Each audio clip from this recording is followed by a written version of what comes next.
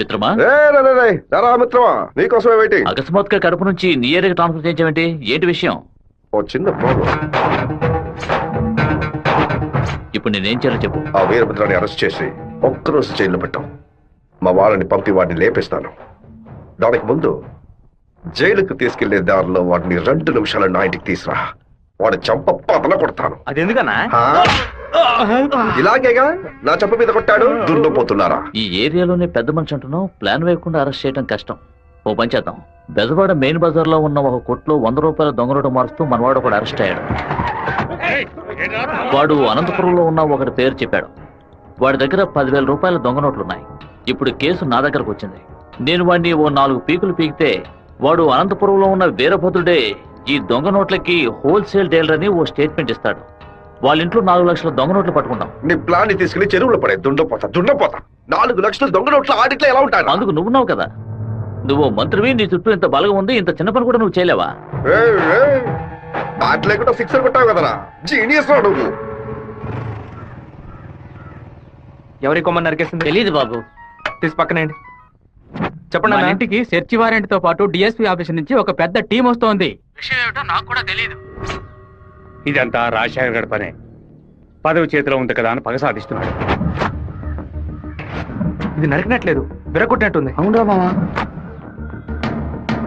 శివ అర్జుడు.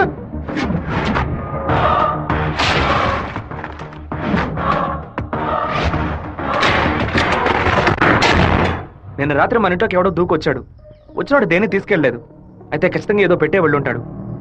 అన్ని చోట్ల వెతకడానికి 1 అరగంట అవుతుంది. అలాగా పోలీసులు వచ్చేస్తారు. మీరు ఇంటి బయట తాళం వేసి రైస్ మిల్కి వెళ్ళి 1 అరగంట తర్వాత రండి నాన్న. సరే.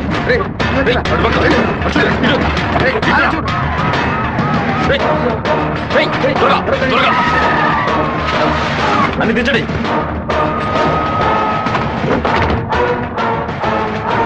ముసలిదానా, ఏంటి ఇల్లు తాళం వేసింది? అమ్మగారు గుడికి వెళ్ళారు, అయ్యగారు రైస్ మిల్కి వెళ్ళారు. ఉండండి, ఫోన్ చేసి రమ్మంటాను.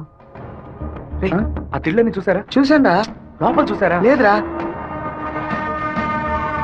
ఏంటి సార్ పెద్ద టీంతో వచ్చారు? ఆ పచ్చ చూస్తాను. నా ఇంట్లో దొంగ రోడ్ల అని ఎవరు చెప్పారయ్యా? మీకు చెప్పాల్సిన అవసరం లేదు. సచ్ వారెంట్ ఉంది. వాడు తిన్నే పెట్టుంటాడు. రండి వెతుక్కోండి. చూసుకోండి సార్.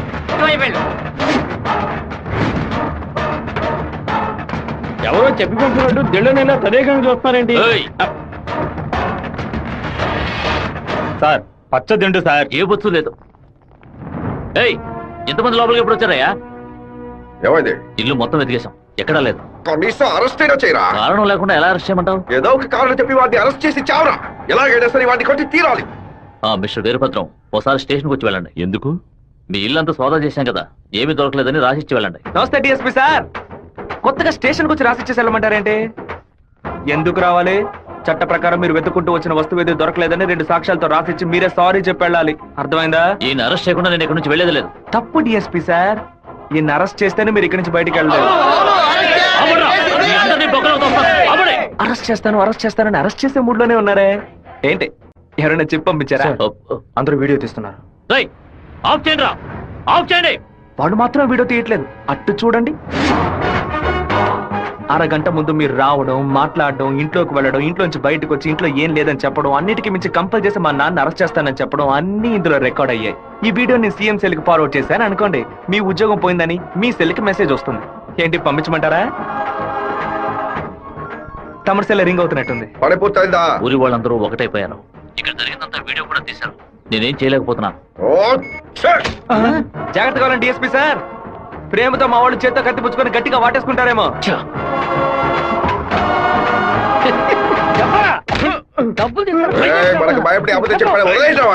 ఎలాంటి సాక్ష్యాలు లేకుండా ఎవరికి దొరకకుండా తలుపులు పగలగొట్టి దొంగతనాలు చేయడంలో పెద్ద కిలాడి సార్ వీడు. దున్నపోతా ఒక దొంగని పొగడతామేంటి? ఉద్యోగం మార్చుకో. అన్నా వీరభద్రం కొడుకు పెద్ద దండతో వస్తానన్నా. మంత్రి గారిని మీటే దండయ్యాలి. ఇప్పుడు చూడటం వీలు కాదు, ఆయన బిజీగా ఉన్నారు. వెళ్ళండి. అటు చూడవయ్యా. ఒక మామూలు ఎమ్మెల్యేగా ఉన్న మీరు ఇప్పుడు మంత్రి అయ్యారు. అందుకే ఊరు తరపున ఒక దండేసి మర్యాద చేద్దామని వచ్చాం. ఓట్లు అడిగేటప్పుడు ఒక్కొక్క ఇల్లు ఎక్కి దిగుతున్నారు. ఓట్లు వచ్చాక మమ్మల్ని ఇలా నడి రోడ్డు నిలబెడుతున్నారు. వాటిని పైకి పంపించు. రా గన్నుంది కదా. ఉంది. ఆ, వాడు తిక్కగా వాగుతాడు, ఎందుకన్నా మంచిది వీడియో తీస్తాను. ఆ, తిది తిది. రండి రండి రా. నమస్తే అన్న. చప్పట్లు కొట్టండి అయ్యా. ఏంటి మంత్రి గారు దయ్యం కొట్టినట్టు వాచిపోయి ఉంది? అనుకుందేదో జరగనట్టు టెన్షన్ కనిపిస్తుంది. మంత్రికి రాష్ట్రాన్ని ప్రజల్ని కాపాడే టెన్షన్ ఉండాలి, ఉంటుంది. ఆ, సంబంధం లేకుండా కొడుతున్నానంటే రేయ్, ఆపండి. ప్రజలు చప్పట్లు కొట్టేశారు, ఇక నేను బయలుదేరుతాను సార్. డిఎస్పీ సార్, మీ సెల్లో కెమెరా ఆన్ అయింది, ఆఫ్ చేయండి సార్. బ్యాటరీ లో అవుతుంది. వస్తాను సార్. దుండపోత ముసలిది ఓపెన్ గా వీడియో తీస్తే కనపడలేకపోయావు. నువ్వు దాచి వీడియో తీస్తే వాడు కనపడతాడు. అది కాదు, రికమెండేషన్ లో జాయిన్ అయితే ఇలాగే ఉంటుంది. అయ్యా ఫోన్. ఏంటి మీ ఫోన్ చేయకుండా పక్కడు ఫోన్ చేశాడని చూస్తున్నారా? కొన్ని ముఖ్యమైన విషయాలు మాట్లాడడానికి మీ ఫోన్ చేస్తే అది రేపు విట్నెస్ అవుతుంది కదా. మా ఇంట్లో చెప్పులు వేసుకొని మా నాన్న కూడా రారు. పోలీసు వాళ్ళు బూట్లతో పూజగా దాకా వచ్చేలా చేసావు కదా. పీకుతావురా ఇప్పుడు. మా ఇంట్లో నువ్వు పెట్టావే 4 లక్షల రూపాయలు దొంగ నోట్లు. ఆ డబ్బు ఇప్పుడు మీ ఇంట్లోనే ఉంది. ఎందుకు అనవసరంగా చప్పట్లు కొడుతున్నారని అడిగావుగా. డబ్బు పెట్టేసామని సిగ్నల్ ఇవ్వడానికే. నువ్వు పంపించింది పోలీస్ డిపార్ట్మెంట్, స్టేట్ బోర్డ్, కానీ నేను పంపిస్తుంది anti corruption CBI, central board. Tough syllabus, ప్రశ్నలు అవి కొంచెం బ్రిలియంట్ గా ఉంటాయి. బెజవాడ నుంచి వాళ్ళు బయలుదేరి చాలా సేపు అయింది. నీ వల్ల అయితే వెతికి కనిపెట్టు. మన ఇంట్లో దొంగలు ఉన్నాయంట, వెతకండ్రా.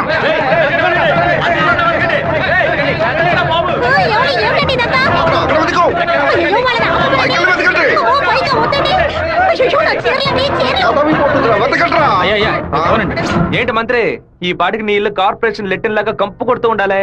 చిన్న మార్పు. నేను పెట్టింది నీ ఇంటి లోపల కాదు, బయట నుంచి ఉండే నీ బయట కారు.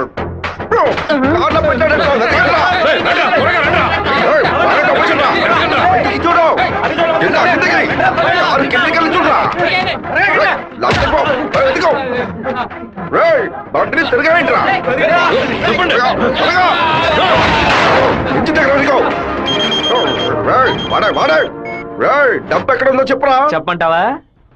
నీలాంటి నీచులు కొంతమంది పెళ్ళానికి తెలియకుండా దాచుకుంటారే అక్కడ. పిల్లలకి తెలియకుండా ఏం దాచుకుంటా.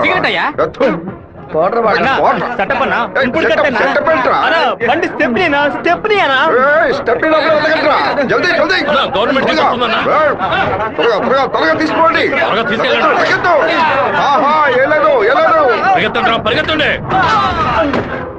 నమస్కారం అయ్యా, నేను మున్సిపాలిటీ నుంచి వస్తున్నాను. మీ ఇంట్లో దోమలు ఎక్కువగా ఉన్నాయని ఫోన్ వచ్చింది, అందుకే జేఈ గారు పంపించారు సార్. ఎక్కడ కొట్టాలండి?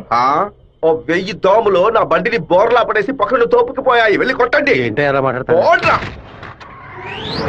ఏంటి మంత్రి, నేను ఫోన్ చేసింది యాంటీ కరప్షన్ కో సిబిఐకో కాదు, మున్సిపాలిటీకి. వాళ్ళు తెచ్చిన మందుని ఏ పాపం ఎరగని పురుగులు కొట్టడం మానేసి అన్ని పాపాలు చేస్తే నువ్వు తాగి చావు. 64 పిల్ల నా కొడుకు గంటలో నాకు పిచ్చి పడించాడు. ఒక ఆడపిల్ల నీతో మాట్లాడటానికి దిగొచ్చిందిరా, స్మూత్ గా డీల్ చెయ్యి.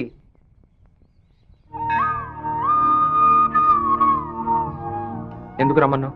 ఏంటి విషయం? మనిద్దరం ఇప్పుడే పెళ్లి చేసుకుందామా?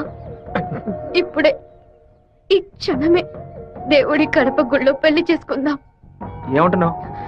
దయచేసి నన్నే అడగొద్దు. ఆ రోజు పిచ్చి పట్టి అలా మాట్లాడాను. ఏదో కన్ఫ్యూషన్ లో భయంలో మీ నాన్న గురించి తప్పుగా మాట్లాడాను. ఎప్పుడైతే నువ్వు నన్ను మర్చిపోతానని చెప్పావో ఆ క్షణం నుంచి నువ్వే నాకు ఎక్కువగా గుర్తుకొస్తున్నావు. నువ్వు లేకుండా నేను బతకలేను శివ. ఈ కొట్టుకోవటం, నరుకోవటం, సెటిల్మెంట్లు వీటితో నాకు అసలు ఏ సంబంధం లేదు. నువ్వంటే నాకు చాలా ఇష్టం. నువ్వు నాకు కావాలి. ఈ సంవత్సరం అమ్మవారి ఉత్సవాలకి సినిమా యాక్టర్ ని పిలుద్దాం అనుకుంటున్నాం. ఎవరిని పిలవాలో మీరే చెప్పండి. ఆపండి, నేను లోకనాయకుడు కమల్ హాసన్ తీసుకురానా? ఓకే, 20,000 మాత్రమే ఖర్చు అవుతాయి. ఖర్చు అవుతుందా? హైదరాబాద్ నుంచి తిరుపతికి ఫ్లైట్ లో రావాలి. ఆయన రాగానే కూల్ డ్రింక్లు ఇవ్వాలి, మర్యాదలు చేయాలి.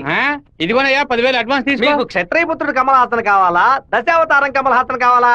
ఏ కమల్ హాసన్ కావాలో కరెక్ట్ గా చెప్పండి బాబు. వస్తేనేమో గర్వయ్యా, ఆయన ఎలా వస్తేనే రమ్మనయ్యా. కమల్ హాసన్ లోపలే ఉన్నారు. దిగండి అన్న, దిగండి దిగండి. లోకనాయకుడా నీ ఉంది లోకం, నీకోసం ఆగున కాలో.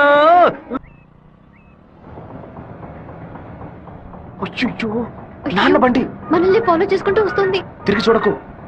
బాగా దొరికిపోయాం. దిగు దిగు. ఆయన దగ్గరకు వచ్చానంటే టక్కుని కాళ్ళ మీద పడు. అరే ఏంటి బాబు, చెల్లెలు. నాన్నగారని కూడా భయపడ్డారా? ఎవరు తను? తనే ఏప్రిల్ ఫూలా? బైక్ లో తిరుగుతున్నారేంటి? ఎవరు చూడరానా? లేదు, ఇవాళే ఫస్ట్ టైం. లవ్ వర్కౌట్ కాకముందు విపరీతంగా బాధపడ్డావు, వర్కౌట్ అయిన తర్వాత నాకు చెప్పనే లేదు. అన్నీ నేనే తెలుసుకోవాలి.